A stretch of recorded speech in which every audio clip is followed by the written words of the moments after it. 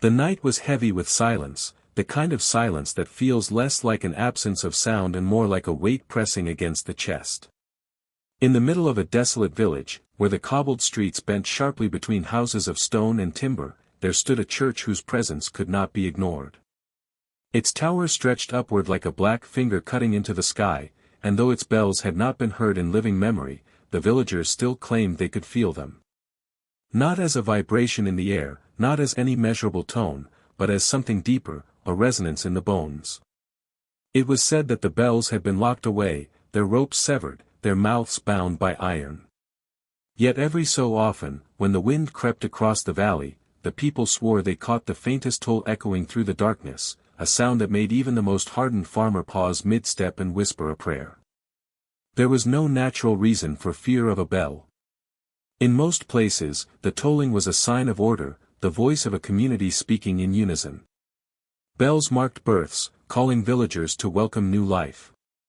They marked marriages, their jubilant chorus carried far across the fields. They rang in times of fire or flood, calling neighbors together to defend what they had built.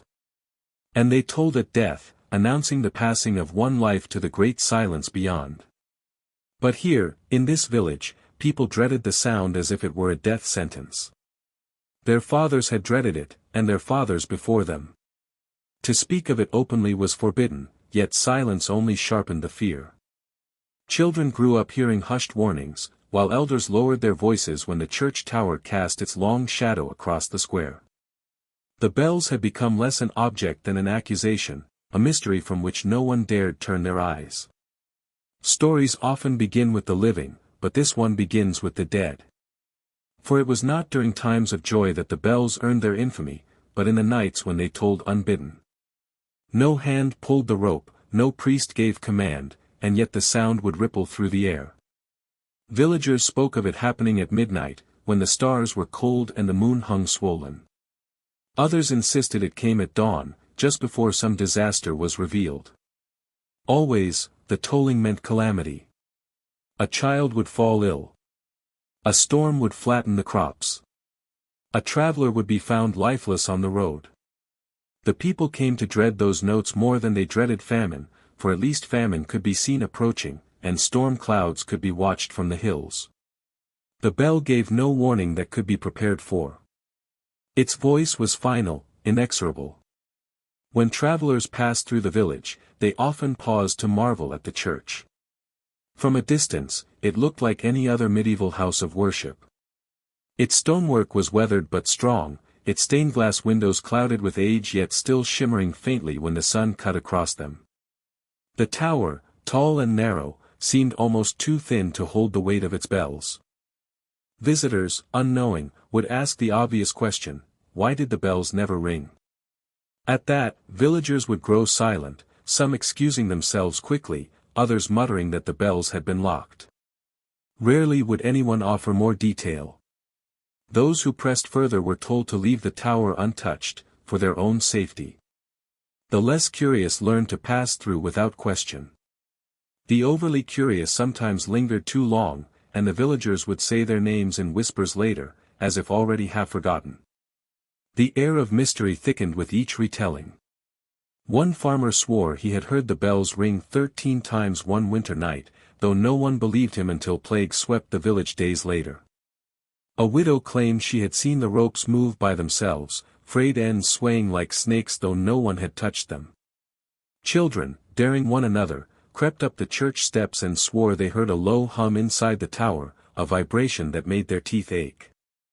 These stories circulated not like tales told for entertainment, but like warnings scratched into the wood of a door, crude, desperate, meant only to keep others away. The bells were not folklore, they were a threat living in the marrow of the town's history. What made the story darker was the silence imposed upon it. The church, being the house of God, should have been a place of refuge, yet here it became a prison of sound.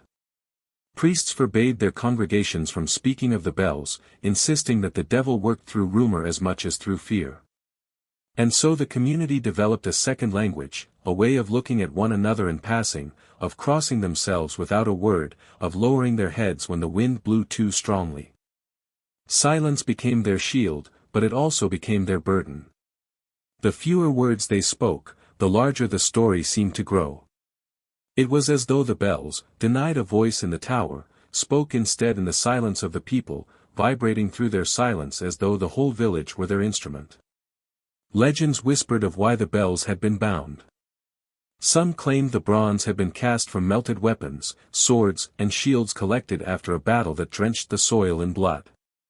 Others said that a curse had been placed upon them by a dying woman accused of witchcraft, who spat her final breath into the molten metal. Still others insisted that no curse had been needed at all, that the very act of forging sound into metal was an affront to God, capturing voices that belonged only to the heavens. These legends competed with one another but were never spoken above a whisper. No priest would confirm them, and no villager dared to claim certainty. Yet all agreed on one point: the bells were dangerous. As the centuries passed, the village learned to live alongside the silence. Markets were held in the square beneath the tower, but no one looked up.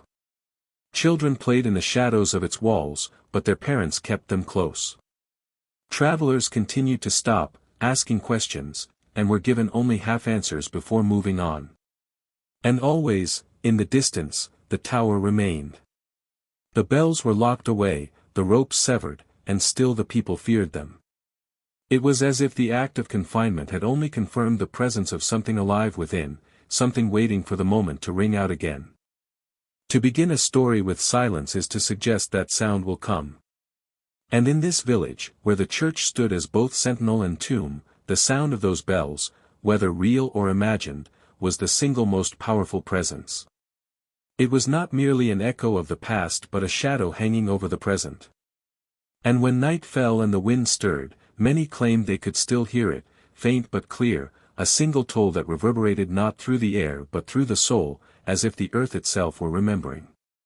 The village that clung to the edge of the valley seemed, at first glance, no different from countless others scattered across the European countryside. Its homes were built of stone and timber, walls mottled with age, their roofs shingled or thatched depending on the fortunes of each family. Narrow lanes wound between them, paths worn smooth by generations of boots and wagon wheels. Beyond the houses stretched farmland, tilled in strips that traced the slopes and meadows, each plot of land carrying the history of toil, hunger, and hope. The community was small, bound together not only by necessity but by survival, for isolation made them more reliant on one another than on distant authorities who often seemed little more than names on a tax record. At the center of this settlement, as in nearly every medieval village, stood the church. To the people it was not merely a building of stone and mortar, but the axis around which their lives turned. The church was where marriages were blessed, where infants were baptized, and where the dead were carried to be commended to God. Its tower rose above the roofs of the homes, visible from every field, a reminder of faith and, perhaps more importantly, of order. In an age when famine might arrive without warning, when plague could sweep through a household in a single night, and when armies marching under foreign banners might appear over the horizon, the church stood as a symbol of stability. Its bells, ringing from the high belfry, gave rhythm to their existence, calling them to prayer, marking the hours of labor, and uniting them in common ritual. The bells themselves were once regarded as holy objects. When they had first been installed, the entire village gathered to hear them christened with holy water, consecrated so that their tones might carry not just sound but sanctity. It was believed that bells had the power to drive away storms, to repel demons, and to remind men and women that God's presence was never far. When thunderclouds massed on the horizon, the bells would be rung to scatter them. When death stalked the streets in the form of plague, their toll was meant to remind the living of divine order amidst chaos. The very act of ringing them was believed to carve order into disorder, transforming fear into ritual. The history of the village was harsh, marked by cycles of scarcity and abundance, by brief moments of peace shattered by conflict or sickness. In times of famine, when the earth refused to yield crops, the people turned to the church for comfort. The priests preached that suffering was a test of faith, that endurance would earn a place in heaven. In plague years, when families were buried in shallow graves behind their own homes, the bells tolled so often that they seemed never to fall silent.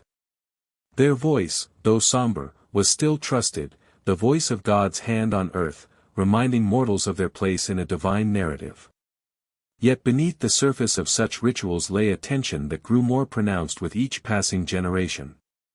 Faith and superstition lived side by side, sometimes blending seamlessly, sometimes colliding with ferocity. The villagers were not scholars of theology, their understanding of Scripture mingled freely with older, pagan traditions that lingered in folk memory. They believed in saints and angels, but also in restless spirits, in curses, in omens. The Church did not extinguish these beliefs, it absorbed them, transformed them, or, at times, ignored them. The bells, with their commanding voice, were caught at the crossroads of these forces. To some, they were divine protection. To others, they were a doorway between worlds, their vibrations carrying not only prayers but shadows. The village's identity became entwined with the church, and the church with its bells. Travelers from nearby towns wrote of the church's beauty, though rustic compared to the cathedrals of great cities. Its stained-glass windows depicted saints whose colors dimmed as centuries passed, yet still glowed red and blue when the light caught them. Inside, wooden pews bore the scratches of countless hands, initials carved by parishioners who wanted to leave a mark in a place they believed eternal.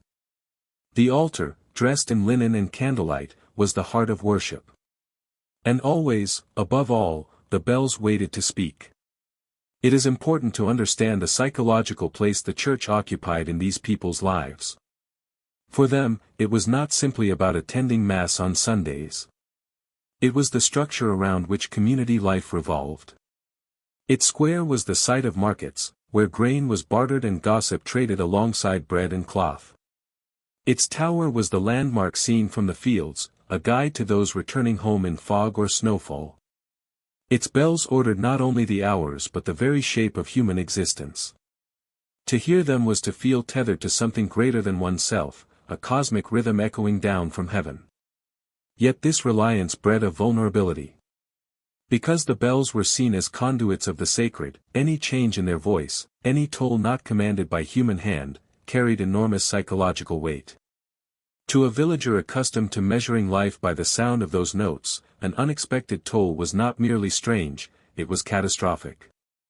The very structure of reality trembled when the bells behaved outside of custom, for if the voice of God could not be trusted, then what was left to anchor the world? The history of the clergy in the village provides another layer. Records suggest that priests often came from outside, sent to the parish from larger towns or appointed by the bishopric. They brought with them the doctrines of the wider church, stern instructions to combat superstition and uphold orthodoxy. Yet these priests quickly found themselves entangled in the unique fears of their flock. They preached against rumor, insisting that bells were metal instruments sanctified by ritual, nothing more. But the people knew what they heard, and their fear pressed against the authority of the clergy like water against a levee. At the same time, the wider region was no stranger to calamity. Wars between neighboring lords spilled across fields, burning villages and scattering peasants. Wolves prowled the forests, sometimes coming near enough to snatch livestock from pastures. Winters could be so bitter that entire families froze within their homes. Against such constant threat, the people craved signs, warnings, omens, explanations. The church provided one kind of answer, but the bells, when they began to ring strangely, offered another, darker, more immediate, and far less comforting. The duality of the village can be felt in its rituals. Festivals celebrating saints were adorned with flowers and processions, but beneath the hymns lurked gestures meant to keep away evil spirits, small charms worn on belts, muttered words at thresholds. The church square was holy ground, but villagers would not linger there at night, believing shadows gathered in corners when the moonlight struck the tower. And when the bells ceased their rightful ringing, when silence stretched longer than it should, it was taken as a sign that something unseen had shifted. Thus, by the time the strange phenomena began, the stage was already set. The village was one that carried centuries of hardship etched into its bones, a place where faith and fear lived intertwined. The church, proud and enduring, was both comfort and burden. And the bells, locked high above the square, were not merely objects of metal but embodiments of time, order, and judgment. To understand why their unearthly tolling terrified the people so profoundly, one must understand what they meant in the first place. They were not background noise. They were the pulse of the village. When that pulse faltered or surged at the wrong time, the entire body of the community trembled. What emerges from this history is a sense of inevitability, as though the village had always been waiting for something to go wrong. Faith provided hope, but also sharpened the terror of betrayal when the instruments of faith themselves seemed to twist against their purpose. And so, when the bells began to ring at hours when no man touched them, when their sound was heard not as reassurance but as dread, the people did not see an accident or a trick. They saw the collapse of order, the intrusion of the unknown into the sacred heart of their lives. The first changes were subtle, almost easy to dismiss. The bells that had once been trusted as guides of time and ritual began to behave unpredictably, and at first the villagers were uncertain whether to call it strange at all. One evening, when dusk had barely settled and families still lingered over their meals, a low toll echoed through the streets. Some thought it was a mistake, perhaps a young boy tugging at the ropes without permission, or the priest signaling an early service. Yet when people went to the church, they found the belfry empty, the rope swaying only with the draft that slipped through the stone arches. The priest himself denied giving any command, his face pale as he ordered the doors locked for the night. The sound should have ended there, but it was only the beginning. Soon the bells began to toll at hours when no bell should ring. Midnight was the most feared, when the village lay in deepest slumber. Families woke to the sound, hearts pounding, children crying into their mothers' arms. The villagers rushed to their windows, half expecting to see fire in the distance or soldiers marching into town. But nothing followed, only silence heavier than before, and the uneasy knowledge that the bells had chosen to speak without cause. In the mornings, no explanation was given. The priest muttered about drafts, about the tower shifting under the wind. Yet people whispered among themselves, and the whispers grew darker each time the bells sounded unbidden. What struck many was that the tone itself seemed altered. Bells were meant to carry a clean, resonant sound, one that lingered in the air like sunlight. But these tolls seemed uneven, their echoes rough, almost strained, as though the bronze itself resisted being struck.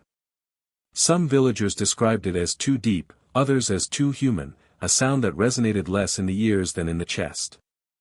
Women spoke of feeling it in their ribs, of a shudder that passed through their bones. Men who had heard the bells all their lives now avoided the churchyard at night, muttering that the sound had lost its purity. Then came the coincidences, small at first but unsettling nonetheless. The night the bells rang without warning, a cow was found dead in the fields the next morning. Another night, a wagon overturned on the narrow path leading into the village, killing a trader who had journeyed through. These were events that might have happened at any time in a hard land, yet people began to connect them to the tolls. The bells, once harbingers of community, became omens of misfortune. Every unexpected sound became a warning. When a child fell ill and died after a toll at dawn, the association became impossible for the villagers to ignore. It was not only tragedy that followed the bells, it was inevitability. Fear shaped the way the community responded. Some urged silence, insisting it was blasphemy to link the voice of the church to disaster. Others believed it was a message from God, calling them to repentance. And a few, perhaps the most frightened of all, whispered that it was not God's voice at all, but something darker, something bound into the very metal of the bells. They said the bronze had captured not only the hammer's strike when it was cast, but also something alive, something restless. These murmurs spread quickly, for people who live in constant hardship are quick to see patterns, eager for explanations, even terrifying ones. The priest tried to soothe the fears of his congregation, but even his voice faltered. He insisted the bells were innocent, that their tolling was no more than accident or prank. Yet he too was seen standing in the square one night, staring up at the tower as if it accused him personally. His sermons grew shorter, more desperate, urging faith and obedience, yet lacking conviction. If the priest doubted the bells, what was left for the people to believe in? The tower that had once embodied stability now felt like a threat looming over their days. It was not long before superstitions attached themselves to the bells like ivy to stone. Pregnant women were told not to walk near the church for fear the tolling might harm the unborn child. Farmers avoided plowing on days after a midnight toll, fearing the soil itself had been cursed. Children who once played in the shadow of the tower were kept away, their parents warning them that to touch the ropes might summon death. The churchyard grew emptier, its once busy square echoing only with hurried footsteps and the hush of avoidance. The bells seemed to sense this fear, for their interruptions grew bolder. Once, during a wedding, they began to toll of their own accord, drowning out the priest's words, their sound so heavy that the bride wept openly. Some said it foretold the unhappy union of the couple, for within a year the groom was dead of fever. Another time, they rang not at midnight or dawn but at midday, when the sun shone brightest. Their sound rolled across the valley, startling livestock and silencing birds, as though even the natural world recoiled. No villager could recall such a thing ever happening before, and it left a mark of dread that lingered long after the air had grown quiet. Not all explanations were supernatural. A few villagers, braver or perhaps more desperate than the rest, claimed the tower was simply unstable. They spoke of winds shaking the frame, of ropes loosening with age. A carpenter argued that wood swelled and contracted with the weather, causing the clappers to shift. But these voices were drowned by the sheer consistency with which disaster followed the tolling. When crops failed, it was because the bells had spoken. When sickness spread, it was because the bells had warned them. To argue otherwise was to risk angering neighbors who could not endure uncertainty. It was safer to nod in agreement than to challenge the pattern everyone else saw so clearly. As the seasons turned, the tolling became part of the rhythm of fear. People began to expect it, listening for it at night as though bracing themselves for a blow. Each time the bells rang, the village felt a collective tightening of the chest, a pause before the inevitable bad news. Hope itself seemed eroded. Weddings were quieter, baptisms tinged with anxiety, funerals heavy with the suspicion that death had been foretold by sound. Even laughter in the streets was subdued, as though joy might provoke the bells into ringing again. The transformation was profound. The bells that once called the community together now isolated them, each family retreating inward, each person waiting in dread for the next toll. Where once the sound meant unity, it now meant division, suspicion, and despair. The very objects meant to sanctify their lives had become a curse. And though some longed to silence them, others warned that interference would only make matters worse, that the bells were not simply instruments but vessels. Locked inside them was something that should never be released. Thus, the shift was complete. The bells no longer belonged to the church or the villagers, but to the mystery that had taken root within them. They rang without command, warned without mercy, and bound the community in fear. The people looked up at the tower differently now, not with reverence but with dread, as if its very stones concealed a truth too dangerous to speak aloud. And in the heart of the village, the once trusted voice of God had become the voice of something else entirely, its sound a shadow that stretched into every corner of their lives. The night that would be remembered for generations began with a stillness so deep it unsettled even the most hardened of the villagers. Snow had been falling since afternoon, blanketing the rooftops and muffling every sound.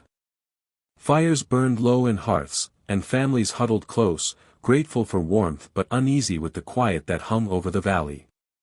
Then, just before midnight, the silence was broken.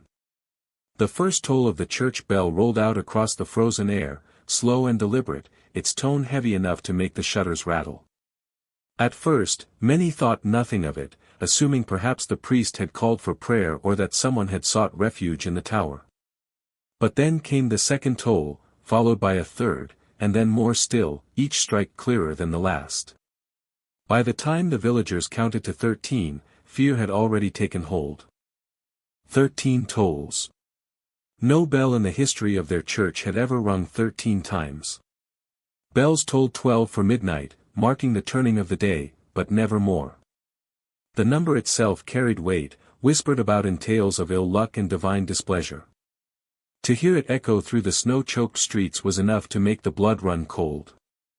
Doors opened cautiously, figures wrapped in cloaks peering out into the night. The church tower stood in the darkness, unmoving, its windows black. No lanterns burned in the belfry. The ropes hung still, no hands pulling them. Yet the sound kept ringing, and with every strike the village seemed to shrink back further into itself. The bells fell silent at last, the 13th toll fading into the winter air. For a moment, the village seemed to hold its breath, as though waiting for the sky itself to collapse. But nothing came. Only the wind stirred the snowdrifts, and the faint creak of shutters carried across the square. Slowly, doors were closed again, and fires stoked higher, though sleep would not return to anyone that night. The people lay awake, counting the tolls again in their minds, shivering not from cold but from the dread that had seeped into their bones. By morning, the first signs of disaster appeared. A fever spread quickly through the houses nearest the church, striking down children and elders alike. By midday, 4 people were bedridden, their skin flushed with heat despite the frozen air outside. Whispers spread faster than the sickness itself. The bells had foretold it, some said. Others swore the tolls had not merely predicted the illness but summoned it. No priest could calm their panic, for even he had heard the 13 tolls and could not explain them. The coincidence was too sharp, too immediate. For many, the church tower was no longer a symbol of safety but the very source of their suffering. The atmosphere of that winter night was carried in memory for years afterward. Old men would recall the way the sound seemed to vibrate not just in the air but through the snow beneath their feet. Mothers remembered clutching their children, pressing hands over tiny ears as though to block out a curse. Children who had heard the tolls grew up haunted by them, swearing they could still remember the strange, uneven resonance that made the bells sound less like metal and more like voices. It was said that even the animals stirred uneasily, dogs howling and cattle shifting restlessly in their stalls. The entire village had felt it, a shared fear that bound them together even as it tore their trust apart. In the weeks that followed, funerals became a near-daily ritual. The graveyard behind the church filled with fresh mounds of earth, marked only by crude wooden crosses. Each burial was conducted in silence, for no one dared ring the bells again. The villagers carried the dead past the tower quickly, heads bowed, as though afraid the mere act of looking upward might provoke the bells into sounding once more. The 13th toll had become a scar on their collective memory, wound that festered with each passing death. The priests tried to maintain composure, but even they were shaken. One spoke openly of demonic interference, insisting that evil had infiltrated the sacred instruments. Another cautioned against blasphemy, urging faith and prayer, but his trembling voice betrayed his fear. Arguments broke out among the clergy, their division mirroring the divisions in the village. Some believed the bells were cursed. Others insisted they were warnings sent by God, signs of wrath that demanded repentance. A few dared suggest the bells were manipulated by human hands, though no one could explain how anyone had reached the belfry unnoticed on such a night. In the years that followed, tales of the 13th toll were told and retold, each version growing darker. Some claimed to have seen shadows moving in the belfry windows, tall figures swaying as the bells struck. Others swore that the sound had not come from above at all, but from the ground beneath their feet, as though the earth itself were tolling. For the older generation, the night became proof that the bells were no longer instruments of God. For the younger, it was a story that settled deep into their bones, shaping how they viewed their church, their faith, and their village. The 13th toll was remembered not only for the deaths that followed but for the way it stripped away certainty. Until that night, people had still clung to explanations, however fragile. They blamed wind, or accident, or coincidence. But 13 tolls could not be explained away. They were deliberate, precise, beyond accident or chance. And when sickness struck so quickly afterward, belief in coincidence vanished altogether. From that night forward, every toll, even the faintest imagined echo, was a reminder of the terror the village had endured. It was said that years later, some could still hear the 13th toll in their dreams. They woke in the dark with the sound reverberating in their ears, unable to shake the feeling that it had returned. Others claimed that storms sometimes carried the sound across the valley, not the clear note of a bell, but the ghost of one, muffled yet insistent. Whether these were real or imagined, no one dared investigate. The people had learned to fear the bells as if they were alive, as if within their bronze shells lay something waiting, eager for the chance to speak again. The spring that followed should have been a season of renewal, yet in the village it brought only deeper shadows. Snow melted from the rooftops, streams began to flow again, and the fields opened themselves to planting, but the air remained heavy with dread. The church tower, once the proud symbol of faith and unity, now loomed over the community like a watchful specter. People avoided its gaze, skirting the square rather than walking directly beneath it, as if to pass too close would invite misfortune. The bells had been silent since that fateful night, their ropes deliberately tied high and left untouched. No weddings were celebrated with their joyful ringing, no feasts opened with their chimes, not even the passing of the faithful was marked by their mournful tolls. Silence had claimed them, but silence itself seemed worse, for every quiet moment carried the memory of the 13 that had shattered peace. By then, the sickness had slowed, though its toll had been merciless.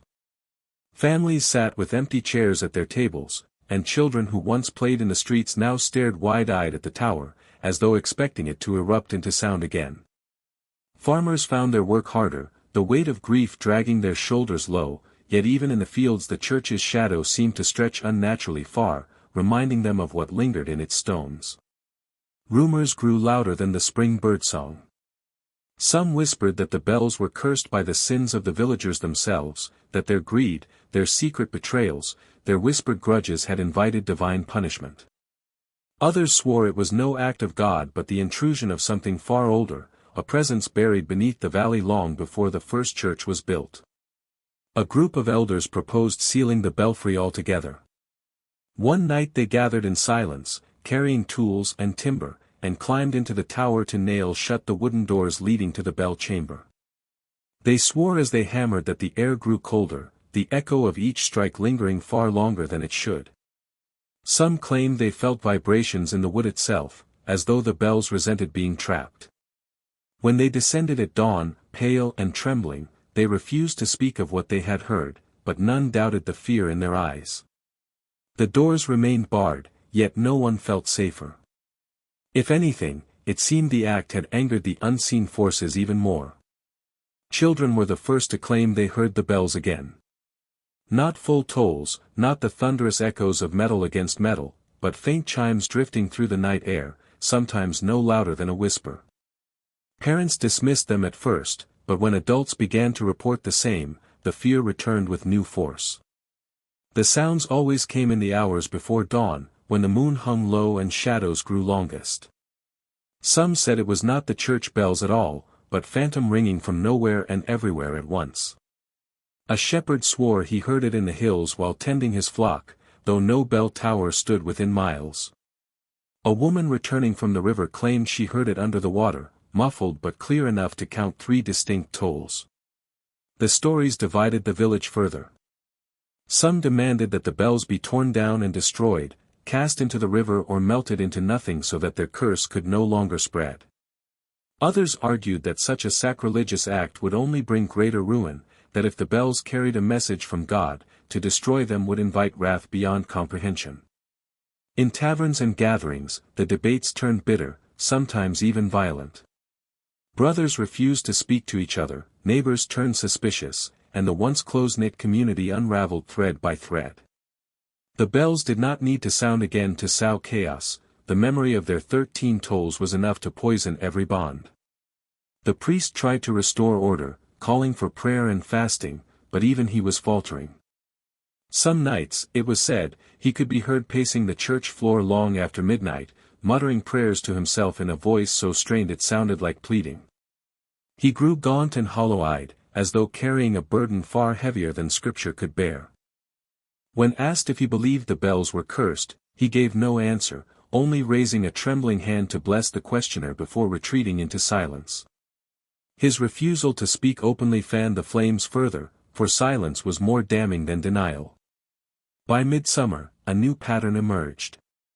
Whenever the faint tolls were heard, some misfortune followed.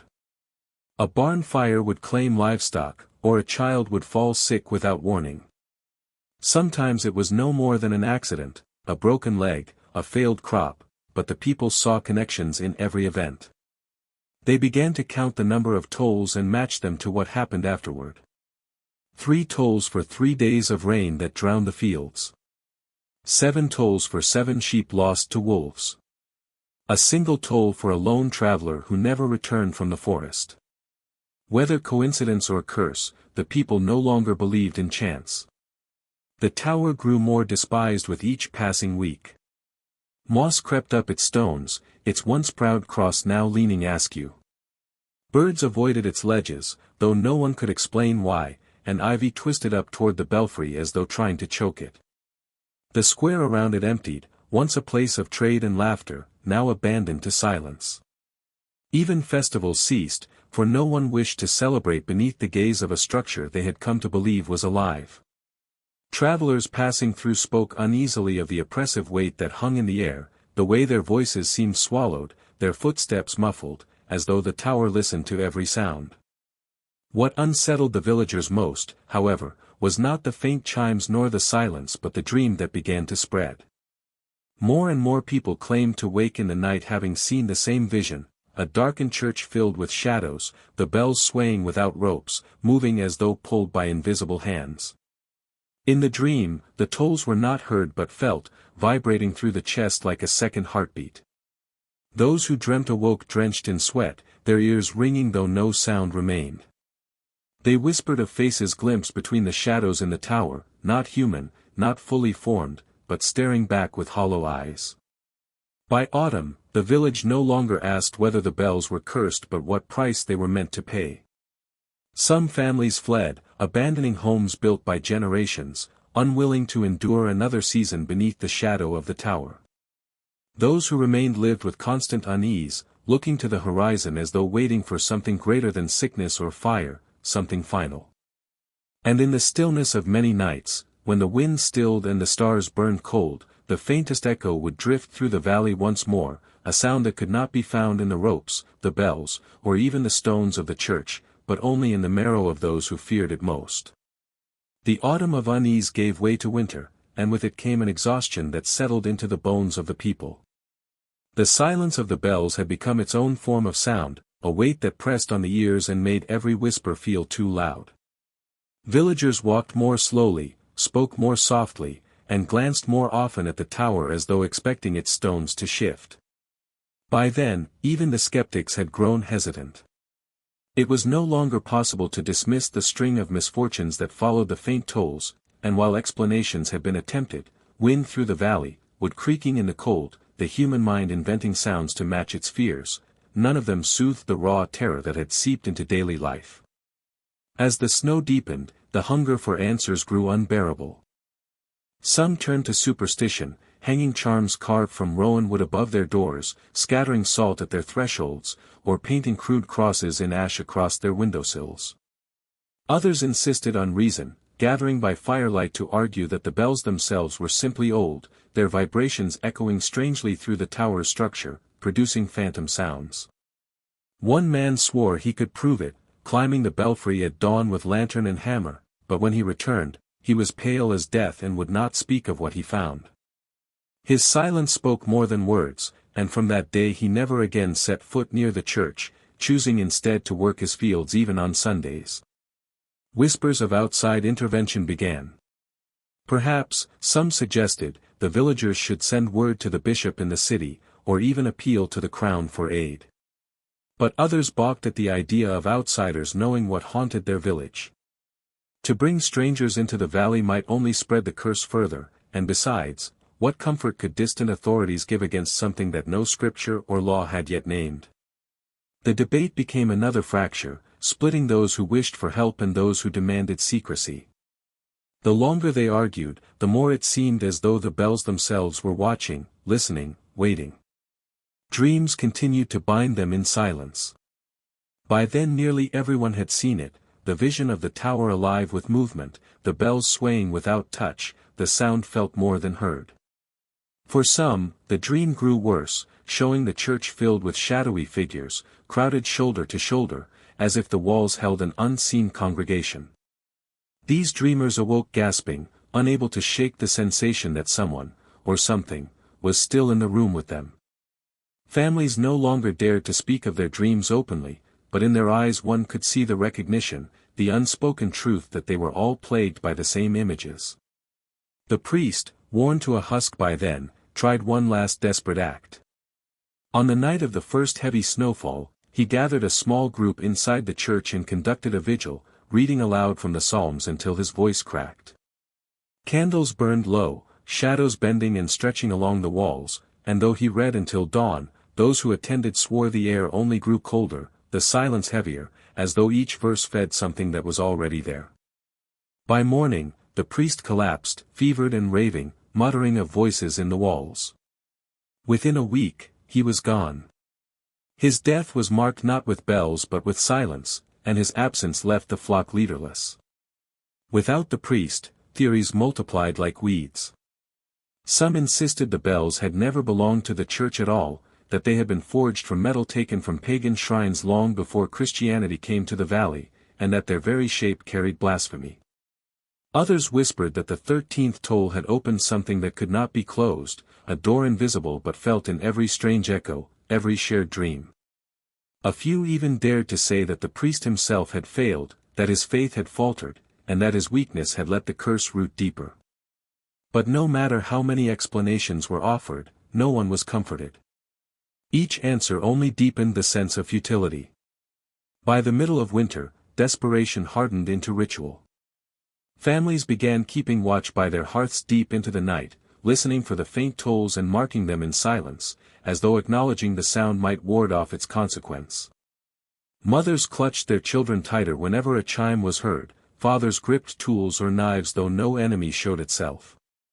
A group of young men, restless with fear, took to patrolling the square, daring each other to approach the tower's base, but even their bravado could not pierce the dread that radiated from its stones. They returned shaken, admitting nothing, but their silence betrayed what they had felt. Strangely, no one could remember the bells ever being cast or raised. The oldest elders recalled them always being there, already aged and heavy when they themselves were children. This revelation spread unease anew. How could something so central to their lives have no origin? Some swore the bells bore markings, faint grooves or symbols, that they had never noticed before, though no one dared to climb and inspect closely. The thought that the village had prayed beneath those bells for generations without ever questioning their source left many sleepless. By late winter, the village had become a place of waiting. People spoke less, laughed not at all, and moved with the quiet resignation of those who feared that their end was not merely near but already woven into the days ahead. The square stood empty even at midday, the fields lay neglected beneath snow, and the church tower cast its long shadow over streets where only silence answered. It was as though the village itself had been claimed, not destroyed outright but hollowed, made into a vessel for whatever had awakened when the bells tolled 13. And still, in the blackest hours before dawn, the faint chimes would drift again across the valley. Some counted them, others refused, but all listened with the same sick dread, knowing that the sound was not carried by rope, not struck by human hand, but pulled from the metal by something unseen. With each toll, the villagers felt the weight of their lives less their own, as though they were becoming part of the rhythm, part of the silence, part of the shadow that grew longer with every passing night. The thaw of winter should have brought relief, but when the snows retreated from the fields, the sense of dread only deepened. The earth was bare, the soil ready for planting, yet few had the strength or spirit to tend it. Hunger stalked the village like an invisible beast, not from famine alone, but from the paralysis of fear. Each family lived in a kind of watchful silence, their lives reduced to waiting for the next toll that came not from the hands of men but from some unseen will. It was then that the village turned with urgency to explanation, for the mystery had become unbearable, and people felt that if they could name the terror, they might finally resist it. Men of reason, merchants and travelers who had once passed through, were remembered and their ideas repeated. They said echoes in the hills could bend sound into shapes that ears mistook for bells. Others suggested the tower's age, its timbers swollen with damp, might groan in ways that seemed like chimes. A few swore it was nothing more than wind through cracks in the stone, carried strangely by the valley's slopes. But such reasoning, when tested, dissolved under the weight of shared experience. The tolls were too precise, too deliberate, too chillingly counted. They did not stutter or waver as accidents do, but fell like steps in a pattern. Those who clung to rational causes could not explain the dreams, could not explain why animals shied from the square, or why each faint chime carried a consequence so closely mirrored in misfortune. Then came the outsiders. Word of the cursed bells had traveled beyond the valley, despite the villagers' attempts at silence. In the nearest town, curiosity bred quickly, and soon men of learning, amateur historians, scholars of folklore, even one physician, arrived to investigate. They brought notebooks, instruments, and skeptical smiles, confident that they would expose nothing more than superstition. At first the villagers watched them with a mixture of hope and suspicion, wanting answers but fearing mockery. The scholars tested the tower, striking its stones, measuring its resonance, and declaring that such old structures often produced acoustic illusions. One man even boasted that he would spend the night in the belfry, certain he would prove the tolls to be no more than imagination. He returned at dawn broken. His hair was damp with sweat, his eyes wide and unfocused, and though he tried to speak, his words slipped into mutters that made no sense. Days later, he left the valley without farewell, abandoning his companions. The others were shaken but persisted, offering explanations with less certainty now. One suggested mass hysteria, the human mind shaping fears into shared hallucinations. Another argued for seismic tremors, tiny shifts in the Earth's crust that produced metallic vibrations in the tower's frame. Yet none of their instruments could capture what the villagers all felt, the toll that came not through the ear but through the bones, a weight like another heartbeat. The villagers listened politely to these theories but did not believe them. How could tremors explain the dreams? How could wind explain the priest's fevered raving before his death? How could hysteria explain the way a mother and her child woke in the same moment from the same vision of faceless figures beneath the tower? Each theory seemed no better than the charms and superstitions that others had tried in vain. Still, people clung to them, for even a broken explanation was easier to bear than none at all. But explanations turned darker as the months wore on. Some claimed the bells had been crafted not by holy hands but by those who worshipped what lay beneath the earth. They pointed to faint markings, almost like runes, hidden on the bell's surface, though no one dared climb high enough to study them closely.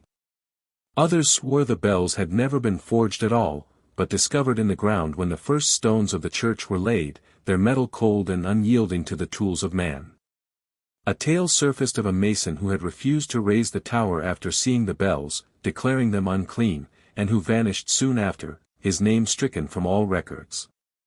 Such stories spread quickly, for fear hungered for details, and details grew sharper with every telling. Among the villagers themselves, divisions hardened. The faithful insisted that the bells were a divine punishment, a scourge to remind them of sin, and that their only salvation lay in penance. They called for confession, fasting, and flagellation, hoping to appease the unseen will. The desperate took their words to extremes, some wandering barefoot in the snow, bleeding their feet raw, others refusing food altogether, until hunger hollowed them into shadows of themselves. Yet for all their sacrifices, the tolls did not stop. Meanwhile, those who clung to reason began to grow bitter. They mocked the rituals, whispered that faith itself had allowed this fear to take root, and demanded that the bells be torn down once and for all. Axes and hammers were readied, but when a small group dared to climb the tower with intent to strike, they froze. Each man later confessed he had heard something before raising his tool, a low hum vibrating from the metal itself, like breath drawn in warning.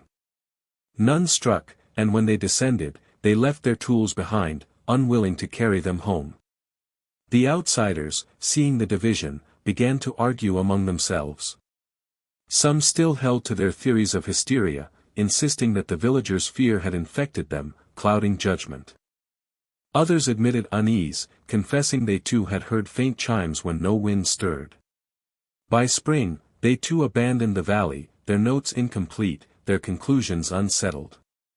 They promised to return with more learned men, but none ever did. Left alone, the villagers realized there was no one left to save them but themselves. But their attempts at explanation, whether sacred or scientific, had only deepened the fracture in their lives. Families stopped gathering together, neighbors no longer offered help, and the silence around the square became heavier than any sermon or speech could lift. The bells had not rung by human hand in over a year, yet their presence ruled everything. Even in sleep, their rhythm followed, shaping dreams, whispering through thought. In the end, the search for answers had yielded nothing but sharper dread. Theories had risen and collapsed like waves, but none could hold against the simple, undeniable fact that the tolls came, and with them came ruin. And so the people stopped asking why. They no longer searched for origin or cause. Instead, they waited, counting the tolls as one counts the hours of a sentence, knowing that whatever truth lay behind them was not meant to be discovered, but endured. The slow collapse of the village did not come with fire or battle, but with a quiet unraveling. Day by day, the routines that once bound the people together began to fray. The marketplace where farmers had traded their harvests fell silent, stalls left empty, shutters drawn tight as though even the act of selling grain risked drawing the attention of whatever had claimed the tower. Weddings, which once filled the air with laughter and song, were postponed indefinitely, for who would dare begin a new life in a place where death seemed always close? Children, once carefree in their games, grew pale and still, sitting with wide eyes as though waiting for something to happen. It was as though time itself had slowed in the valley, every hour stretched thin under the weight of dread. Isolation became both choice and punishment. Families who once leaned on one another now shut themselves away, fearful of inviting curses from neighbors they suspected of sin. Doors that once remained open were bolted even in the day, and gatherings ceased entirely. Those who still dared to pass through the square walked quickly, eyes lowered, unwilling to look up at the tower where the bells waited in silence. The church, once the heart of the village, stood locked and abandoned, its wooden doors weathered and warped, its steps covered in snow and moss. Without services, without sermons, the people no longer shared prayers as a community, and their private devotions grew more desperate, whispered not with hope but with terror. It was during this time that the tolls became less predictable. Before, they had been rare, faint echoes counted carefully and tied to misfortune. Now they came without warning, sometimes in the middle of the day, sometimes long after midnight. The sound was still soft, as though carried on a wind that no one felt, but its arrival always struck like a blow. A single toll could send families clutching one another in silence, waiting for the consequence that would surely follow. More than once, tragedy seemed to fall almost immediately, an axe slipping to cut a hand, a child tumbling from a ladder, a lantern toppling to set straw ablaze. The bells no longer measured misfortune, they seemed to summon it. The villagers began to withdraw not only from one another but from life itself. Some ceased working their fields altogether, convinced that no harvest would be blessed while the tower loomed. Others left tools in place, rusting, as if to mark that labor had no meaning under such a curse. Hunger returned, slow and insidious, but even as bellies ached, few had the strength to sow or reap. The land that had fed them for generations grew wild at the edges, creeping inward as if nature itself sought to reclaim the village. In the distance, wolves were heard more often, their howls echoing at night, mingling eerily with the imagined sound of tolls. A few families fled altogether. They packed their carts in the dark and left before dawn, unwilling to face another day beneath the tower's shadow. Some were never seen again. Others reached neighboring towns but were changed, haunted-eyed and reluctant to speak of what they had left behind. Those who remained watched the departures with a mixture of envy and bitterness, whispering that abandoning the village was itself a sin, that those who left had invited the bell's wrath to follow them. Yet secretly, many longed for the same escape, though fear of leaving was as strong as fear of staying.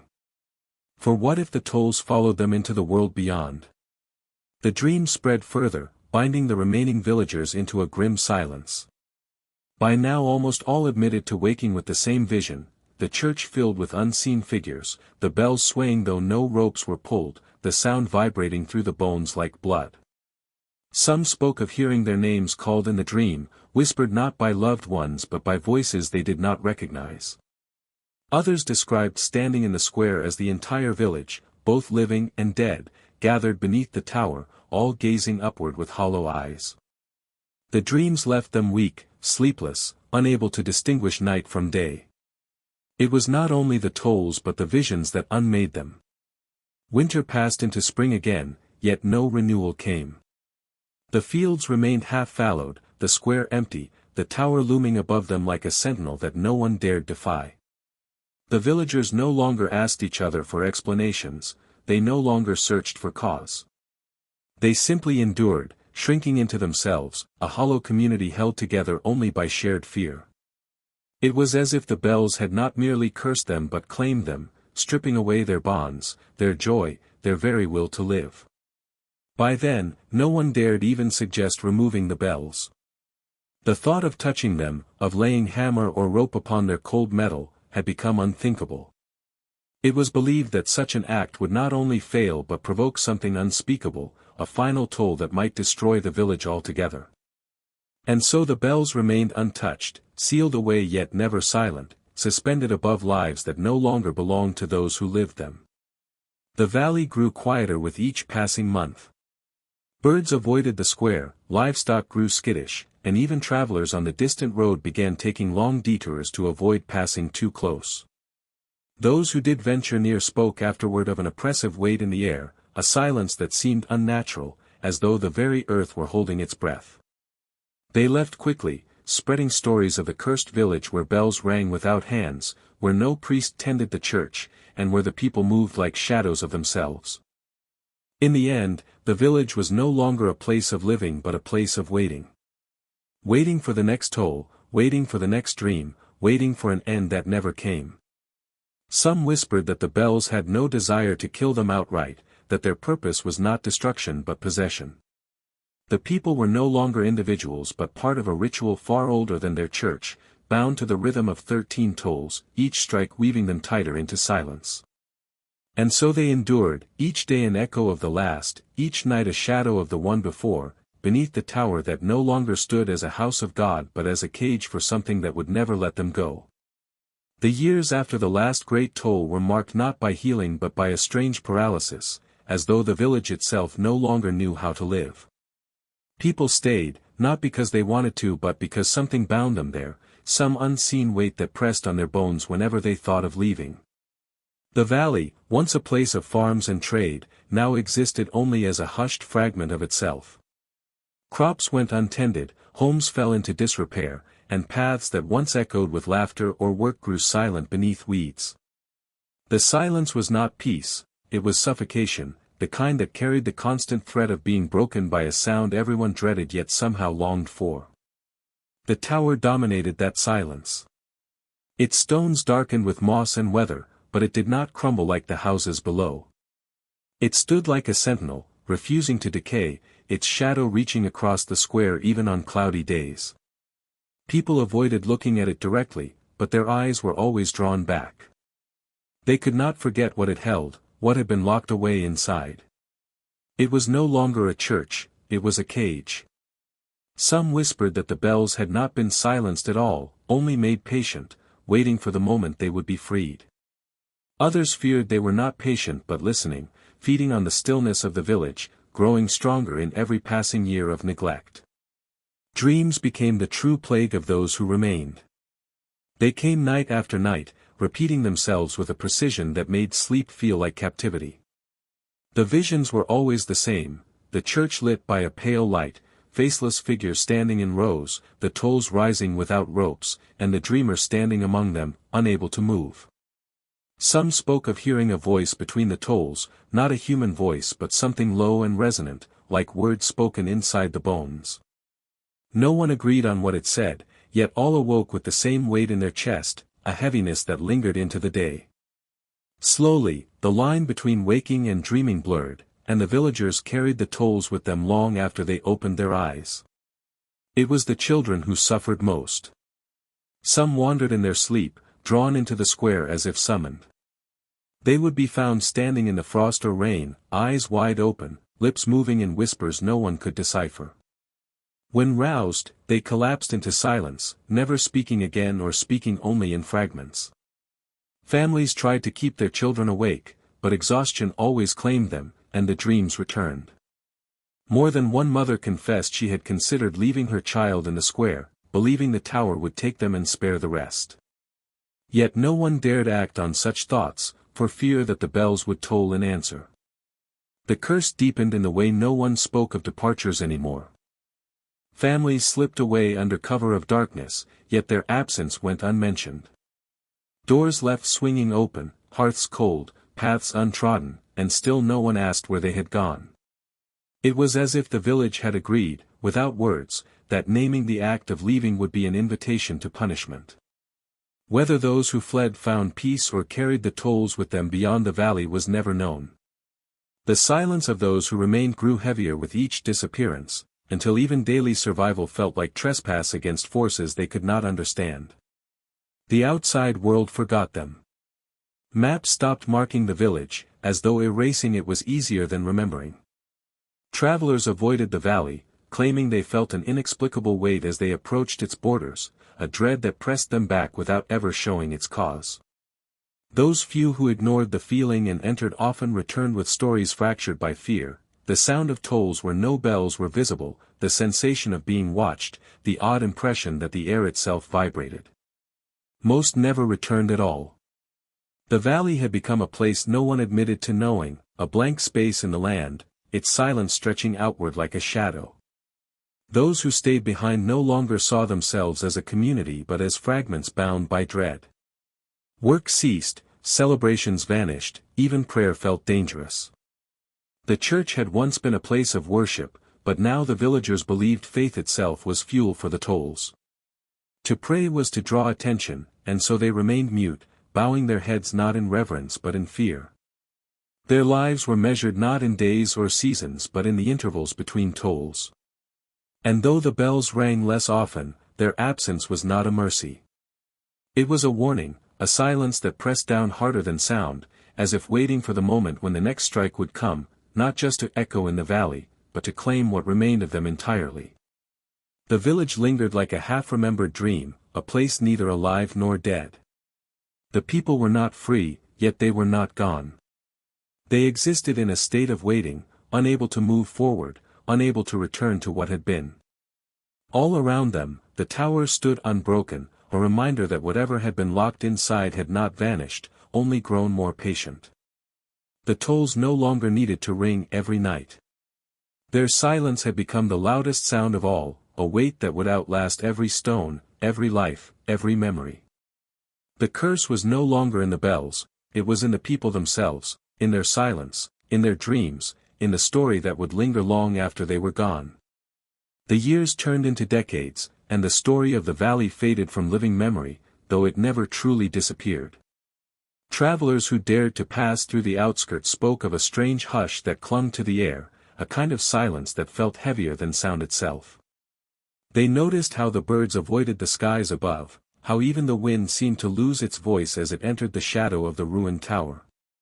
Many turned back before reaching the village, overcome with a dread they could not name. Others who pressed forward rarely stayed long, returning with uneasy eyes and fractured stories of hearing a toll where no hand had struck a bell. The few records that survived from the outside world painted a fractured picture. A passing priest once wrote of the place, calling it a village that has buried itself alive. He spoke of the church standing abandoned yet strangely whole, as though the decay that consumed the rest of the valley dared not touch it. Another account, written by a merchant who claimed to have seen the tower from a distance, described the air around it as moving like water, as though invisible waves radiated from the stones. Yet none who wrote of it remained long enough to truly investigate. Whatever they glimpsed was enough to send them fleeing, and the valley returned to its isolation, left again to its own haunted silence. Whispers persisted among neighboring towns. Some said the bells had been locked away not to keep spirits out but to trap them inside, that their toll was not the voice of metal but of souls imprisoned in bronze. Others claimed the bells were never cast by human hands at all, but unearthed relics from an age before memory, objects not meant to be rung by mortals. A darker tale suggested that the bells did not merely toll for the dead but demanded the living, feeding on fear and faith alike, tightening their grip with every generation that bent beneath their weight. The lack of certainty only deepened the mystery, for each explanation seemed as likely as the next, and none dispelled the quiet dread that clung to the tale. In time, scholars of folklore began to seek out the story, drawn by its persistence in oral tradition. They noted the strange consistency across the accounts, the dreams of faceless congregations, the children who wandered into the night, the silence that followed the tolls. Such details, repeated across decades, suggested something more than mere superstition. Yet for every attempt to unravel the truth, the evidence remained elusive. No one could explain why the tower still stood when the rest of the church crumbled, nor why maps once marked the village only for its name to vanish in later editions. Some suspected the villagers themselves erased their presence, determined to keep the curse hidden, while others wondered if the valley had simply slipped from the world in ways no mapmaker could understand.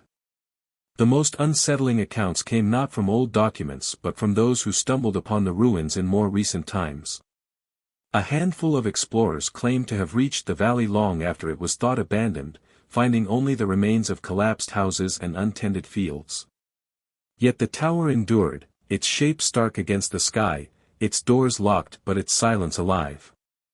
These explorers swore they heard the echo of bells not with their ears but deep in their bones, as though the very air vibrated around them. One described the experience as being listened to by something vast and unseen. Another wrote, shortly before abandoning his work, that he feared the tolls were not echoes of the past but promises of what was yet to come. And so the church and its bells remained, a monument not to faith but to something far more inscrutable. The story of the village became less about history and more about inheritance, a burden passed from one generation of storytellers to the next.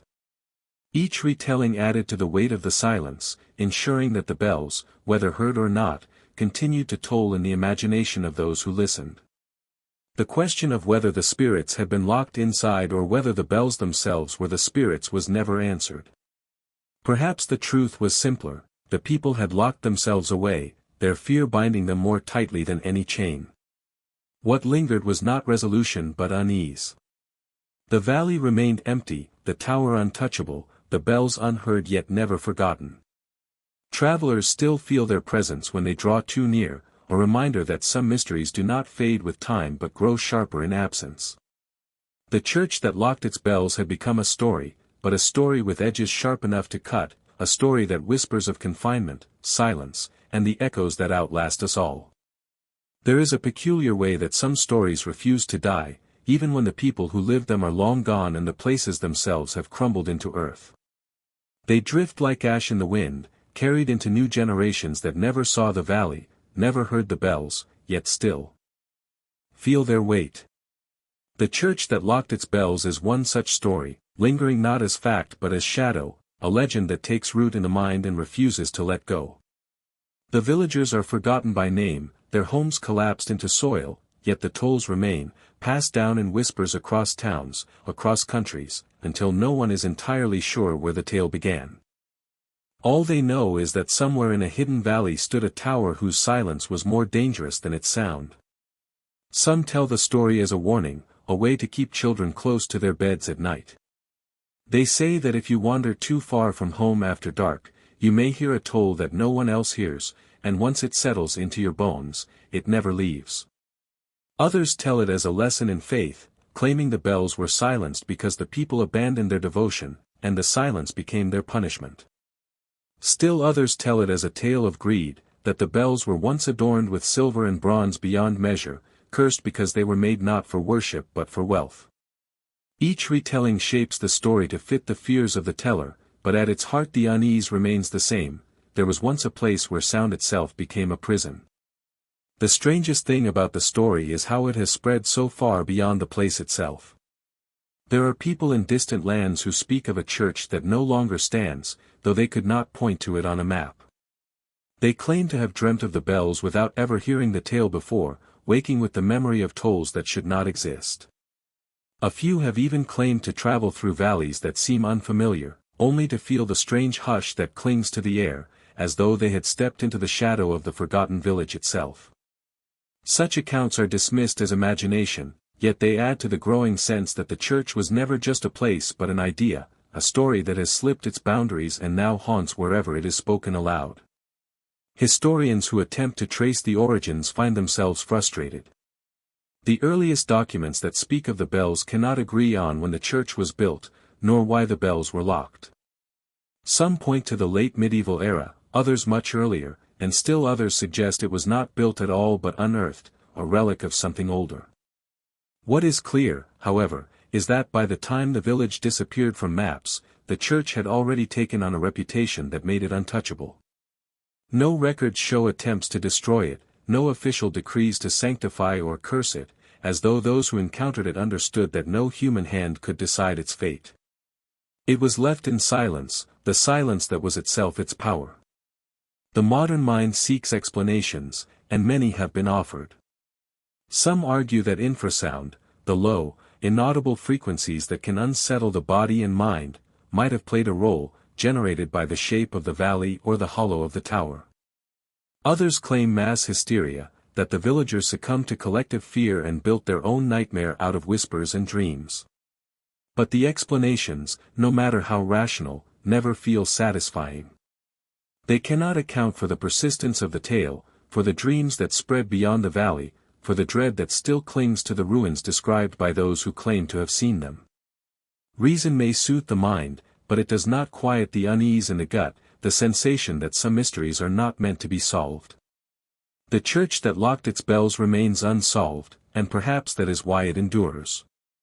In a world that seeks to explain, to measure, to dissect, there are few places left where silence still resists the light of reason. The valley stands as one of those places, whether it exists in stone or only in story. The tolls may never be heard again, yet the idea of them continues to echo, tolling not for a people or a village but for us, reminding us that some doors, once closed, should never be opened. And so the legend survives in its half-light. It is a memory without a body, a sound without a source, a silence that demands attention. Perhaps the bells still hang locked in their tower, waiting for hands brave or foolish enough to free them. Or perhaps they never existed at all, and yet their story is proof that absence can be just as haunting as presence. Whether true or not, the tale endures, and as long as it is told, the tolls will never truly stop.